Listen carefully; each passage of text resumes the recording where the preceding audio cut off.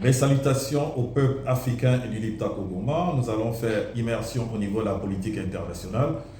Nous avons assisté au Conseil des ministres des États-Unis d'Amérique où le secrétaire d'État Rubio est en train de faire un bref au président Donald Trump. Donc, il lui fait un briefing des avancées et il nous annonce par la même occasion que le Rwanda attaquait le Congo, chose que nous, on a toujours dit les panafricains, mais on nous a toujours pris pour des gens qui sont là pour diviser, pour s'aimer, la zizanie, etc. Il annonce cet accord et je voudrais aussi vous présenter cette vidéo que vous allez suivre après mon intervention. En ce qui concerne l'Ukraine, les États-Unis ont signé avec l'Ukraine un contrat de paix. Dans ce contrat, tous les contrats miniers, gaziers, tout ça qui seront signés, tous ces contrats seront signés pour un fonds souverain qui va permettre la reconstruction de l'Ukraine. C'est grâce aux terres rares de l'Ukraine que la construction va se faire, mais les États-Unis vont avoir 50% des bénéfices de la production de ces terres rares. Et l'Ukraine est arnaquée par la communauté internationale parce que les États-Unis ne sont pas saint francs.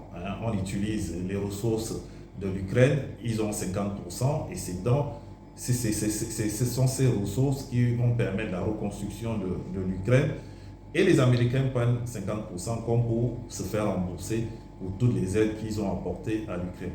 Vous voyez que sur le terrain d'opération, les gens sont en train de mourir, mais la communauté internationale traite ses business. L'Europe est frustrée parce qu'elle n'a pas été assise à la table des négociations. Donc Macron s'agite avec ses pairs de l'Europe, mais Donald Trump est venu pour une chose, American First, c'est-à-dire l'Amérique d'abord, et lui il est venu pour les intérêts américains.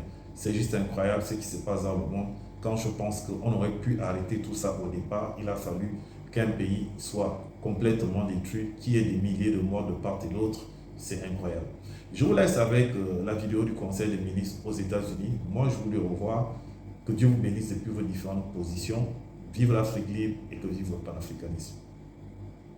Dans cette administration, ça bouge. Vous connaissez la direction parce que vous savez pourquoi vous avez été élu. Le peuple américain vous a élu très clairement. Et fondamentalement, c'est mesuré. Je disais autrefois par jour et semaine. Maintenant, c'est mesuré par heures et minutes. Oui. Mais l'action se passe. Et c'est ce que les gens veulent voir. Et je vais parler de la politique étrangère en particulier parce que je ne suis pas sûr que cela soit pleinement apprécié. Ce président a hérité de 30 ans de politique étrangère qui était construite autour de ce qui était bon pour le monde. En essence, les décisions que nous prenions en tant que gouvernement en matière de commerce et de politique étrangère étaient essentiellement « est-ce bon pour le monde ? Est-ce bon pour la communauté mondiale ?» Et sous le président Trump, nous faisons maintenant une politique étrangère. Qui est « est-ce bon pour l'Amérique ?» J'ai été par trois choses. Est-ce que cela rend l'Amérique plus forte ? Est-ce que cela rend l'Amérique plus sûre ? Et est-ce que cela rend l'Amérique plus riche ? Si quelque chose ne fait pas l'une de ces trois choses, et espérons-le, toutes les trois, nous ne le faisons pas. Maintenant, nous avons engagé une société de conseil pour nous aider à nous organiser.